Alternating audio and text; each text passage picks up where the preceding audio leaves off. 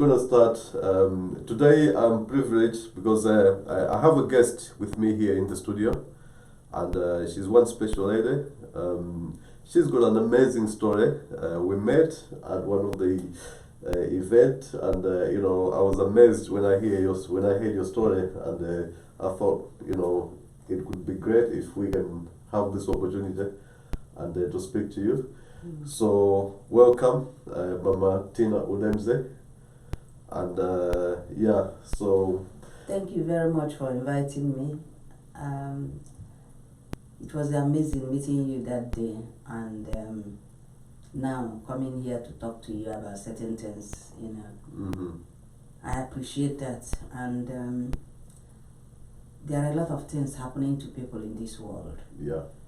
That if we are not careful, people will start harboring different thoughts in their mind, especially young people that haven't developed coping skills of different things in life. So my story began in Nigeria, where I was born. Okay. And my parents didn't know that they were carriers. In those days, nobody knew anything about sickle cell anemia. So it was after I was born, and then I was always sick, that they tried to find out what was wrong with me and things like that. And at a young age, as a baby, I started having pains in my fingers, swollen fingers and toes, things like that. That's how it started, pain all the time, crying, not having anything to eat and things like that. So they decided to find out what was wrong, and then the doctor told them, after doing a couple of tests, that I have a sickle cell anemia. Wow. And by then they didn't know what that was. So what age were you at that particular time? About 6 months. Oh, so very young, yes. Wow. Sometimes it starts even earlier than that. Wow. But they recall it was about 6 months that they found out.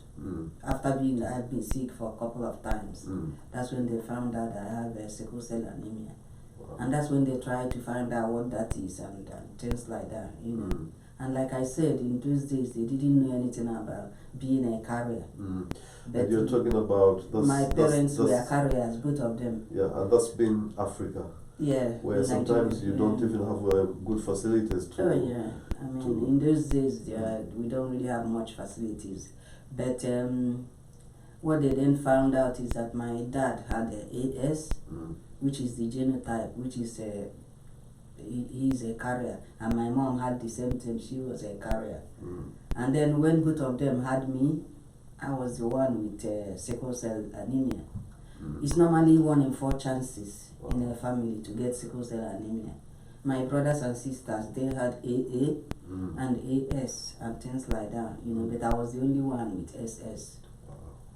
And that's how my story began. And my parents were told that, the doctor said, I'm very sorry to tell you this, but she's not going to live past 21. People like her don't survive past 21, Yeah. So it might be hard for them, you're talking about parents, living, knowing that their daughter won't even live beyond a certain age. And, looking at yourself, you're with us today. Yeah. So, that's just, a big testimony by itself. Yes, it's I thank my God every day, morning and night, because it's a miracle. I call myself a walking testimony. Amen. Because even now, many times they've told my daughter I'm dying. Yeah. She should say goodbye to me. As I'm talking to you now, me and my daughter, we've said goodbye already, many years ago. This one I'm living now is like, my daughter says every day she sees me is a plus. Because I'm not even supposed to be here. I'm supposed to have gone long time ago. So this one I'm living now, when you've gone past the point of no return, when you've gone past where you're already dead by all accounts, you have nothing to fear. Yeah. I don't fear death, actually, Yeah. you know, because many times the doctors have said, if you do this, you will die. If you don't do this, you will die. You know, it's something I hear all the time. But then when I hear it, it washes over me. Yeah. Because in my mind, I will say, you're not my God. Yeah. It's my God only that will determine when my time comes. Yeah, that's true. That's true. And I'm ready when he calls me. I'm ready to go. You know, because from time to time, my daughter will ask me, is there anything you want to do before you die? Initially, I used to have one or two things to say, but now I will say, to be honest with you, nothing. Yeah. So, I've achieved anything I want to achieve now in life. All I want to do now is to make myself available to help people like me. Yeah, that's true. Mm. So now talking about going back to your life, when you were, young, did most of the people that grew up with you, did they knew about your condition, or was it something that was just kept? Oh no, it's not something you can hide. Okay. Because even seeing me in those days, you will know that I have sickle cell. Okay. Because seeing me in those days, I had protruding tummy. Yeah. My eye is always yellow. Okay. My lips is always, anemic, if you see what I mean. Yeah. My finger bed, was anemic, pale. So there's no way you can see me without knowing. They used to say sickle cell, I've got a look. Okay. People with sickle cell, when you see them, automatically you will know. Oh. I had that look then. Oh. Because it's not something you can hide. And not only that, it's for your own good for people to know, because then when something is wrong with you, they know how to help you. Yeah. But now looking at the Africa, I know it's hard in Africa, because I know myself when I was growing up, when parents sometimes they can also kind of discourage you from some of the way they act or treat you. So were you in any did you get kind of encouragement from your parents and some members of your family, or did you face stigma? No. If anything, it's like they overprotected me from certain things, that I'm alive today is partly my parents, the way they treated me. Yeah. Because it's like in those days, our relatives used to say that I'm a Obanje. What they call Obanje, I don't know if you people have it. It's like somebody that didn't come to stay, somebody who came to destroy the family. Okay. Take their money and go, or something like that. Some people said Mama Iwata, somebody from the river, that I didn't come to stay, and all those things. Okay. They even told my parents to take me to the forest. Wow. Leave me there and come home so that wild animals will eat me. Because since I was born, my parents was not giving them money the way they used to. Oh.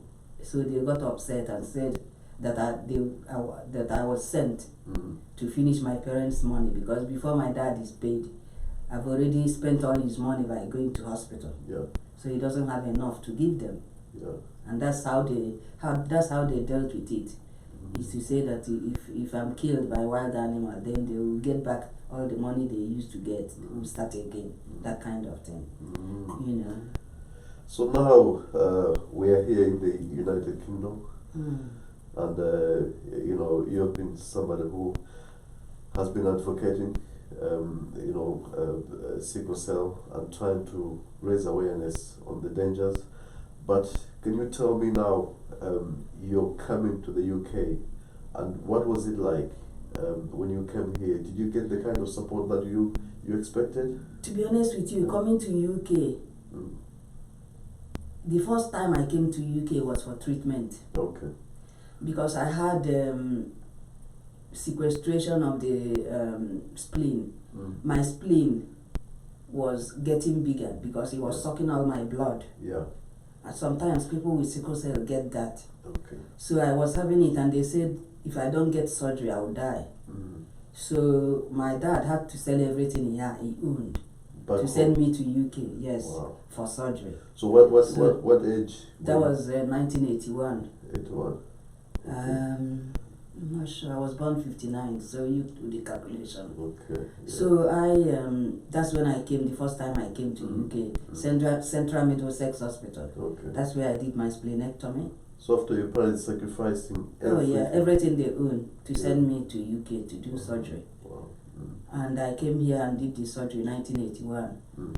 And when I came, actually, my tummy was like this. It was like I was 9 months pregnant. Oh, wow. Some people were even saying I was pregnant, Okay. but it was my spleen. Yeah. And even when I came to the hospital here, when I was admitted, they had to give me a lot of blood to be able to do the surgery so that I can even survive the surgery, because I was very anemic. All the blood they were giving me was being sucked by my spleen. Wow. So they decided to stop giving me the blood and just do the surgery. And when they brought out the spleen, it was like a newborn baby. It was massive, big. They showed it to me then, you know. So that's when they did it, and that was the first time I came to UK, and I recovered and everything. And I think I came from my nursing school, because I was in nursing school then in Nigeria. Okay. And then when I finished the surgery, I bought loads of things with leftover money that I had. Yeah. I bought loads of clothes, you know, women and clothes and shoes and bags. And then went back to Nigeria, and I sold all of them to all the nurses. Yeah. Those that couldn't afford it, they came and took it on credit. Oh. And as soon as their salary were paid, then they paid me back, you know, that kind of thing. Yeah. So that's how I started coming to UK. Okay. And so, I duplicated that many times. Okay, so you just when keep I'm on off, coming I just visit. come buy things, go and sell, and things So like that. did you have relatives here, or you just? My auntie lives here in London. Then. Okay, wow. Yeah, she still lives there now. Okay. So she's the one that I came with when I came for my surgery. Okay. And I kept coming to her house, you know, and buying things in Wembley Market. Okay. Buying loads of things, going and selling and like that. I did that many times before I finished my nursing. Okay. So when did the decision came now that now I will settle? Right, the decision came when I finished my nursing in Nigeria, and I decided to come here to UK and stay and do my nursing here in UK. Yeah. But then when I got here, they so said... which year was that? That was 1986. 1986, okay. Yeah, so I had to... When I came in, I stayed and then started looking for nursing school that would take me to do adaptation course. Yeah.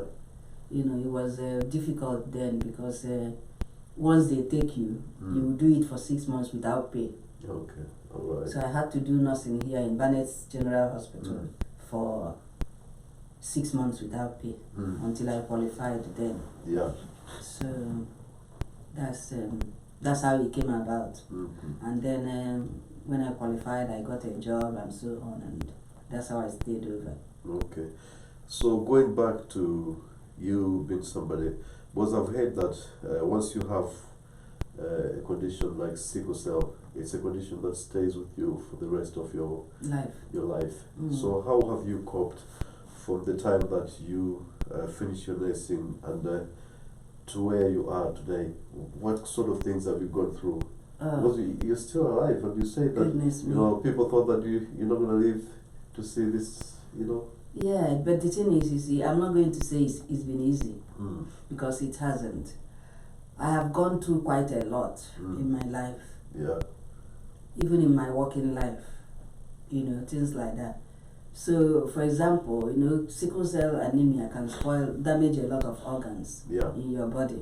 Sickle cell has damaged my eyes. It has damaged my kidney. Up to the extent that I was on dialysis for 10 years before I got a transplant, you know. And it's damaged my heart, because my heart is enlarged now. And they said 3 years ago, they said I needed open heart surgery. Yeah. You know, things like that. But the thing is that, you see, I get a lot of bad news. So these days I've developed a coping mechanism. Okay. And the way I cope with it is that as soon as they give me that bad news,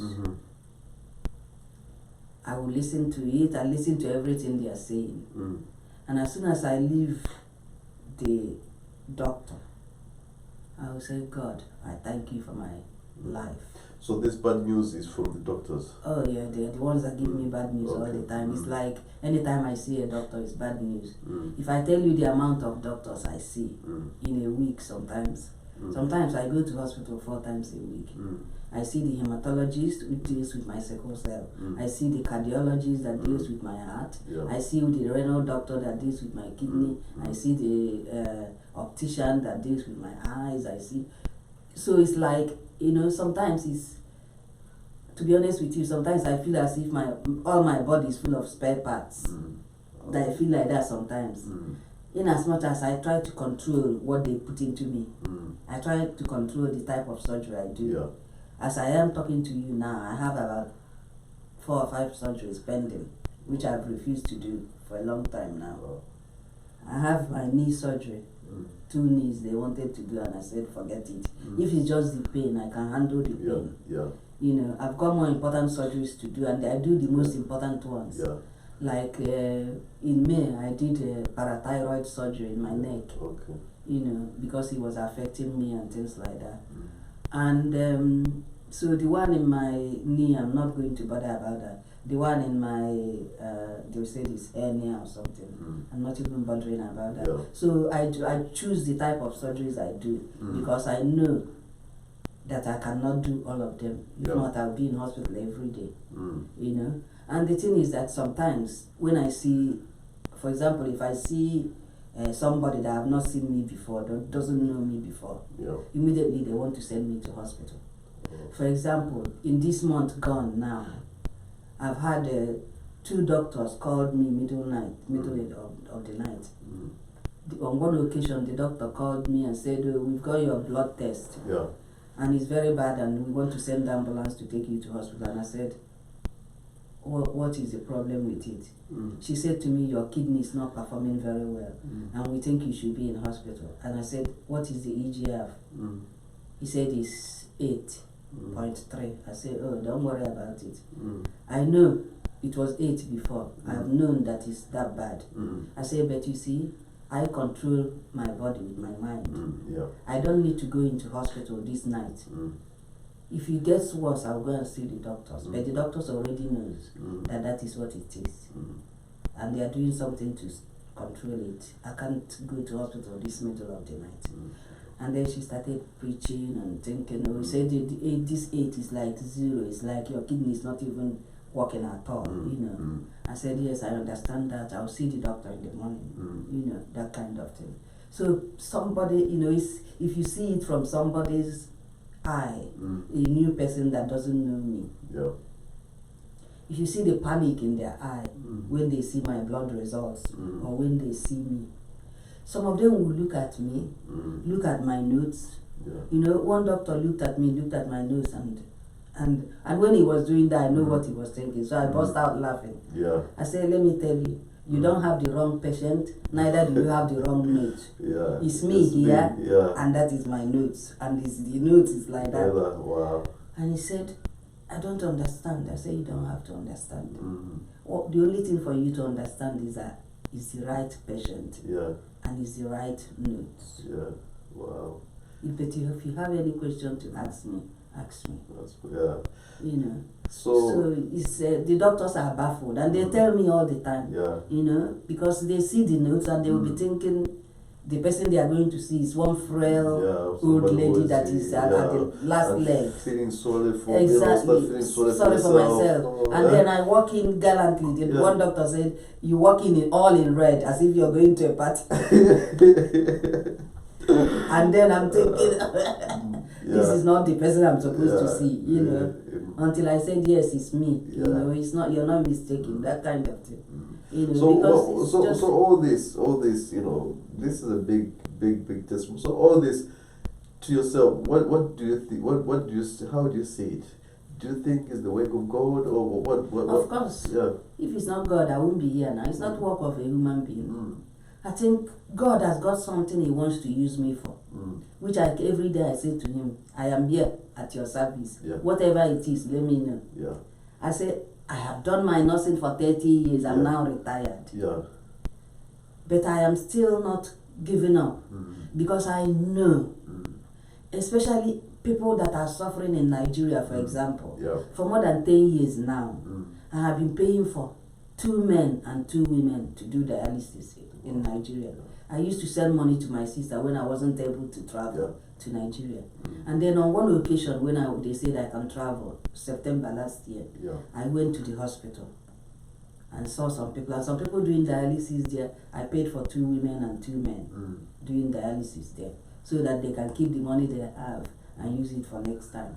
You know. So what I wanted to do was to build a small hospital in Nigeria, where people with sickle cell can come and get blood transfusion, get treatment free of charge. Something which is very important. Exactly. And then people with kidney failure can come and do dialysis without worrying about the money. Because so if you see the type of texts I get from people, they've not done dialysis for 2 weeks, and they're just waiting to die. They are all swollen up. Wow.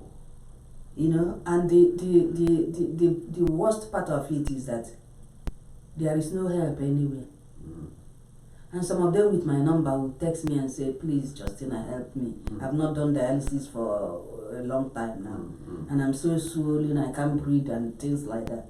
And then if I have any money, I'll get the money together and send it to them, you know, so that they can do dialysis. Because what I hate is that young people, able men and women will just be there knowing they are dying. But because they don't have the money to do dialysis, they will just die. Once, one man sent me, I paid for him to do dialysis when I went to Nigeria. And since then, from time to time, he's been contacting me and I've been sending him money. But on this last occasion, he contacted me. I didn't see it on time. I think I was on admission in hospital or something. But by the time I saw it, he was so swollen. I sent him money to do dialysis, but I said to him, can you take picture of you doing dialysis, you know, and send me some pictures of how you are now. And he sent me some pictures. I'm afraid there are some pictures he sent to me that I couldn't keep in my phone, because he sent me even pictures of him naked, you know, like he said to me he wanted to show me how he is, so that people will know what he is going through. This man, his tummy was there. Like all the fluid in his body is like they accumulated in his tummy and his scrotum, and you know, he was gigantic, you know, bigger like the biggest watermelon you've seen. And that's how he is until, even when I sent him money to do dialysis. After dialysis, he was still swollen, because he needed many dialysis to reduce the fluid he has accumulated for not doing dialysis for many weeks, sorry. So when I see things like that, in as much as I did pity him and I did send him money to do dialysis, but I said to him, I'm sorry, I can't have pictures like this on my phone. Keep it, you know, I understand what you're trying to say. I'll keep the rest of the pictures, but I can't keep this one because this one is somehow, and I can't have it on my phone, you know. It's like a nude picture, whichever way you look at it, you know. But it's because he was desperate. Somebody was just trying he was desperate, and he said to me, I give you permission to use the picture anyhow you can. Seek for help, and he's trying to, you know, try to make you feel the way he's feeling. I know. You know, and to some other sometimes people. My daughter gets upset with me because she says, you're going through here, you're going through a lot here yourself. And then they are bothering you with all this. Everybody, I haven't done dialysis, I haven't, and you are not rich yourself. You know, that kind of thing. I said, but I might not be rich. You know, but in this world, every little you can do to help, you should do to help others. Because I put myself in his shoes when I used to do dialysis. If I call the hospital, you know, I did dialysis for 10 years. But in 5 years, on one occasion when I just was so tired and I didn't want to leave my house that day, and I phoned the hospital and said, I'm sorry, I can't come today. I'll come next time and do dialysis. They made a mountain out of it. They not say, oh, you can't do that. With dialysis, you have to do dialysis 3 times a week. You cannot leave one day in that week. If you don't do dialysis, you will die, blah, blah, blah, blah. Even the same thing. They had to go and tell the doctor, and the doctor phoned me again and said, we're expecting you in the dialysis unit. You have to come, because if you don't do dialysis, you will die. I said, look, Yeah. Death is not an issue for me now. I've been dying since I was born. Thank you very much for all your help. But today I am staying at home. I don't feel like leaving my house to go to anywhere. I say I've done it for 5 years. Yeah. I did not miss one. But today I am not going anywhere. Yeah. So now, so that Mama, day I didn't go anywhere. Now, Mama, when I met you, you introduced me to this book. And let's have a look at this book and see what inspired you to write the book, because you know the story that you have told us is, you know, is very touching. But what made you to come up now to say that, you know, let me share this story to the world? It didn't. Do you have the book with you? I have the book, yes.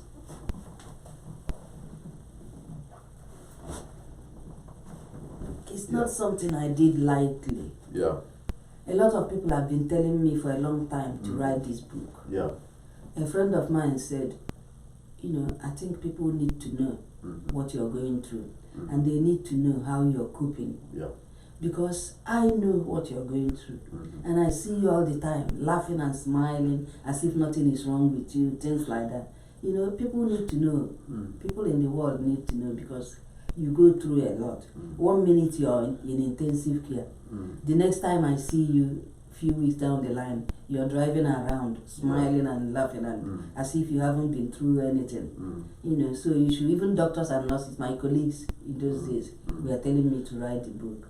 So eventually, I decided to write the book. Okay. So the book itself, the title, Yes, I Can. Yeah. Yeah. What made you to come up with such With that title? It's because everything in my life has been a struggle. Everything in my life has been, you can't do that, you have sickle cell. You can't do this, you have sickle cell. You know, that kind of thing. Yeah. Right from my young age, people trying to discourage me from doing certain things. Yeah. Even when I decided that I wanted to be a nurse, people said, people that are nurses are not people with sickle cell. Sickle cell are patients, not nurses. Yeah. I say, no, well, everybody in this world can be a patient at one time or the other. Yeah. There's no reason why I should be only a patient and not a nurse. Yeah. And moreover, I want to help people when I'm well enough. Yeah. People like me and the whole world, people that have different conditions. I want to be able to help them as well. So that is really all I've ever wanted to be all my life, from when I was growing up. Okay. Maybe because that's all I knew, because I was always in hospital. Probably 80% of the time was spent in hospital when I was growing up. And then, first of all, I liked their uniform, white. Okay. And in Nigeria, it was white, and their cap and everything. The way the cap pressed comes very up, well, like, and just and the really nice. nurses were always, even in Malawi, when you see nurses, they were always neat. Exactly. And That's you what see attracted well me dressed to it. with And they do wear something on there. That's it, Wow. with their badge and stuff, you know, just and the cape and all these things. So you say, I want to be one of those. I want to be one of, yes. Wow.